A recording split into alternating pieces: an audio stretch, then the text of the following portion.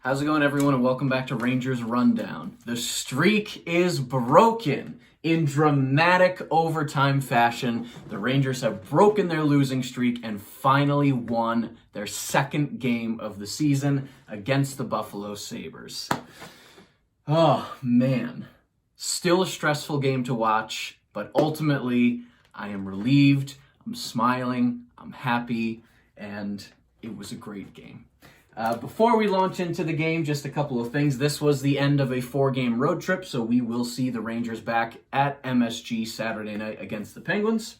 Johnson is out with a groin injury, so he was not playing tonight, and I'm not complaining.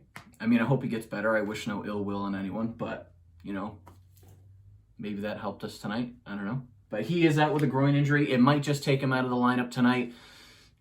He might not play Saturday either. We'll have to see. Libor Hajek. I wanted to throw this on the board because I'm curious what other people think about this. Libor Hajek is on the taxi squad for the Rangers currently, which means he's not playing hockey. And he could be, in Europe playing hockey. He could even be on the Wolfpack playing hockey. And I know there's only like 3 teams in the Wolfpack's division right now, but it's still hockey. And Libor Hajek is one of the young defensemen who we need to figure out if we're going to keep him or not. We need to figure out if he's going to become a piece of this team, even if he's a third-pair defenseman, because Brendan Smith isn't sticking around forever. Johnson's only going to be here for this year, I hope, which means that we can slot Libor Hajek into the lineup at some point in the near future, but not if we don't see him play. So if this injury is something that's going to stick around for a game or two, why not throw Libor Hajek into the lineup on a bottom pair with D'Angelo or on a bottom pair with Smith? I'm curious what they're going to do with him, because if they don't figure out how he plays, then he's just kind of being wasted on the taxi squad. And I know he didn't play that well last year, but still, you got to figure out what you have. And then Shesterkin was in net tonight. So the lineups to start the game, top line, Lafreniere, Zibanejad, Buchnevich. Second line, Panarin, Strome, and Blackwell. Third line, Kreider, Howden, Kakko. And then the bottom line, Lemieux, Rooney, and Di Giuseppe. Top D pair, Lindgren, Fox. Then Miller, Trouba. And then Smith, D'Angelo. So let's get into it. First period, 2 minutes in, New York's controlling play. Igor's making, he made a great early save on, who was it? He made a great early save on somebody where he kind of came out and he was aggressive with his shoulder and he was able to get it. Too many icings. The first 2.5 minutes, the Rangers had 3 icings. And I'm like, yeah, okay, you want to take faceoffs in your own zone? You did really well on faceoffs the other night, so great plan. That didn't stick around, though, so that's good. 3:50, Lemieux takes a cross-checking penalty. It was a stupid penalty. He was skated. He was on his way for a line change. His shift was done, and he just, on his way to the bench, cross-checks somebody. It's stupid, but, it's Lemieux. He's, he does that sometimes. But the penalty kill was good. Penalty kill was good most of the night. About halfway through, Rangers are better on the forecheck than they were last game. They're creating pressure, they're creating chances. And then, as I'm writing this, 9:44, Strome scores a goal. It's a great goal. Beautiful pass from Panarin. Cross the ice, Strome tucks it in. Olmark didn't even have time to get set. The pass was just that good. Strome had an open net on the side he was on. It was fantastic. 12:31, Eichel takes I roll holding, but I think it's hooking. And the first power play was on the ice for a minute 45, a minute 50. They owned that power play. Good chances. And the power play looks solid. They're just not scoring as much as we would like. 15:57, Lindgren takes a holding the stick penalty. And, Lindgren, this was one of 2 penalties Lindgren would take tonight. And I know he's a good defenseman for the Rangers, not because of his offensive ability, but because of his defensive ability. But you can't be a good defenseman if you're in the penalty box. And he took 2 penalties tonight, both of which were not fantastic. And I know that's also part of Lindgren's game. He's very aggressive. He's very in your face. but I would like to see him take fewer penalties. I would like to see the team take fewer penalties, but Lindgren specifically. If he's going to be playing top pair minutes, he can't spend 4 minutes of the game in the penalty box. That's not a recipe for long-term success. Igor made a great save on Eichel during that penalty kill. And then in true Rangers fashion, with 29 seconds left in the first period, Eichel would score a goal. Miller dumped the puck in, but he slap shotted the puck in and is zipped all the way around. And the Sabres were able to collect it and get a quick forecheck going, which led to that Eichel goal. So we end the first period 1-1. But at the end of the first period, shots are 15-5 for the Rangers, and face-off is about 47% by the end of that first period. So the Rangers played a great first period. Aside from giving up that late goal, this is a different team than we saw the other night, which was really nice to see. Second period, not too much was happening. 30 seconds in, Irwin takes a tripping penalty, and the power play still looks great. Like, they spend most of the power play in the offensive zone, and the passing looks really smooth. They're generating shots.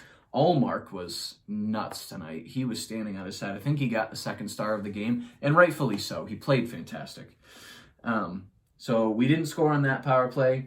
And then for most of that period, it was just kind of back and forth. You know, each team would have their chances setting up in the zone. They'd get a shot or two. Rangers would come back, set up. Buffalo would come back, set up. It was not much happening for most of this period. 14-17, McCabe takes a slashing penalty and Blackwell takes an interference penalty on the same time. So we had 4-on-4 for a little bit. And during that 4-on-4, D'Angelo almost scored. He had a great shot, and Allmark got his glove on it because he was standing on his head tonight. And then 16-10, Panarin would score a goal, and that would be his second point of the game. Strome had an assist on that goal, so he also had 2 points in the game. So Strome is starting to finally pick it up after the first couple games. And then 17-11, Strome would take a slashing penalty, but phenomenal penalty kill. This penalty kill was textbook, beyond textbook. I'm pretty sure the Rangers and the Sabres both had equal time in their respective offensive zones during that penalty. Like, the Rangers were able to set up and actually take a couple shots. Like, Buffalo could not control the puck during that. Which brings us to the end of the second period, complete 180 from the last game. And by the end of two periods, shots are 24-9 for the Rangers. Buffalo isn't even in double digits for shots yet, and it's 2/3 of the way through the game. And Rangers are over 50% for faceoffs, 52.9, almost 53%. So what they needed to fix in the previous game is getting fixed tonight, which was great to see. And we have a lead going into the third. Wow, we haven't seen that before, have we? Rangers never do that. Lead going into the third period once again for like the third game in a row, but we're all jaded at this point. So, you know, I'm glad they're winning, but I'm not totally confident because what's going to happen? And Igor's only faced 9 shots. So it could be a fluky goal goes in because he hasn't really been tested. But anyway, we go into the third period. Lindgren opens the third period, excuse me, with a big shoulder hit on Eakin, just like put him on the ice. I was scared he was going to get a call, and he would get a call later in the period, but I was scared he was going to get a call. But he didn't.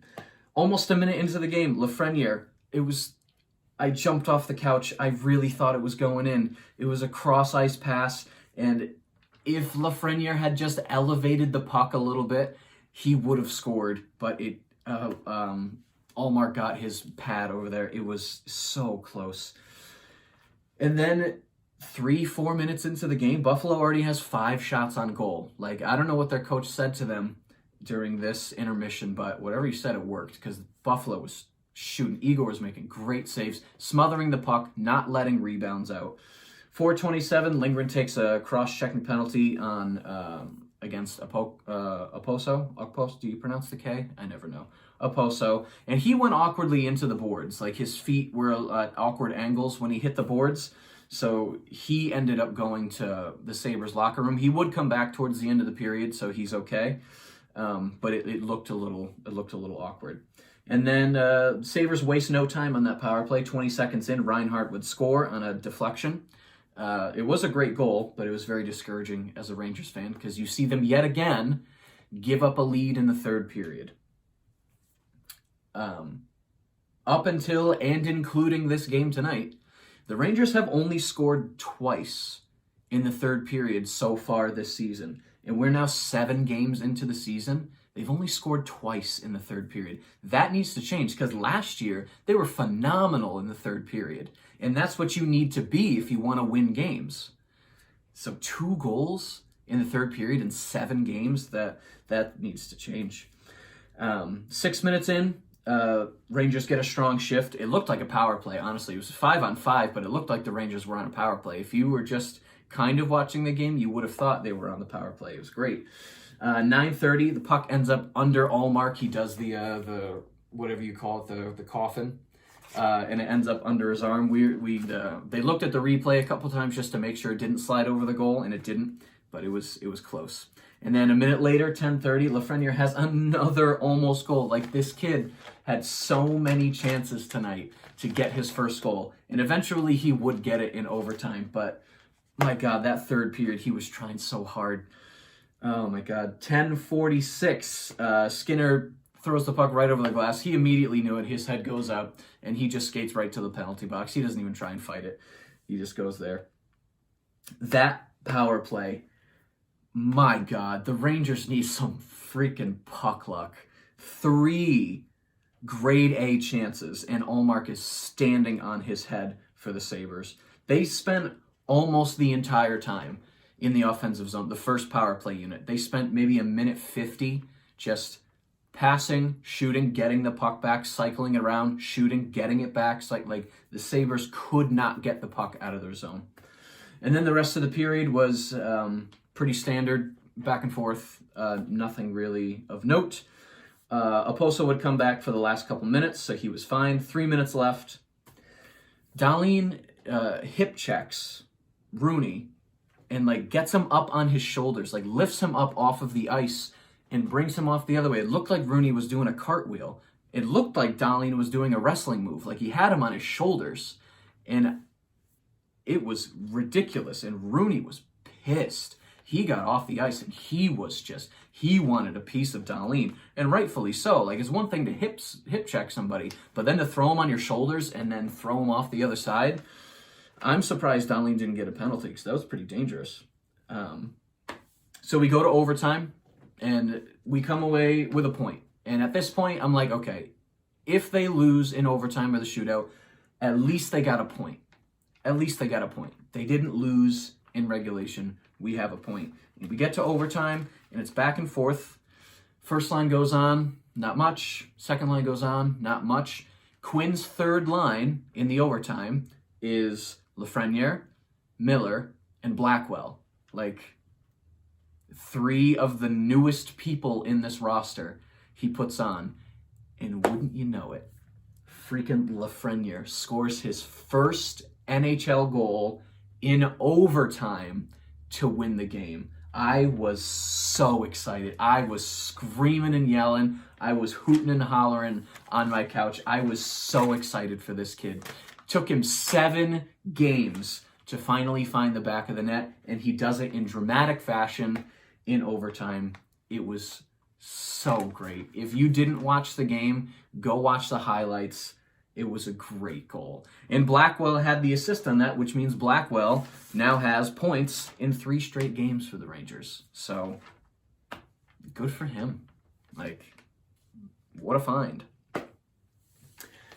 So by the end of the game, shots 39-25 in favor of the Rangers. Face-offs, they dipped back under 50% in the third period, but way better than last game. Last game, they were around 30%. So we're getting close to 50%. That number still needs to get up. So face-offs need to go up. They're generating a lot of shots. They're just not scoring, especially in the third period. So that needs to change too. And then taking fewer penalties. The Rangers had 1 game this year where they didn't commit any penalties, but all the other games, they just commit far too many. So that needs to get better. Their forecheck was much better this time. They're not just dumping pucks in or making really bad passes. They're getting pressure into the zone. And their neutral zone play.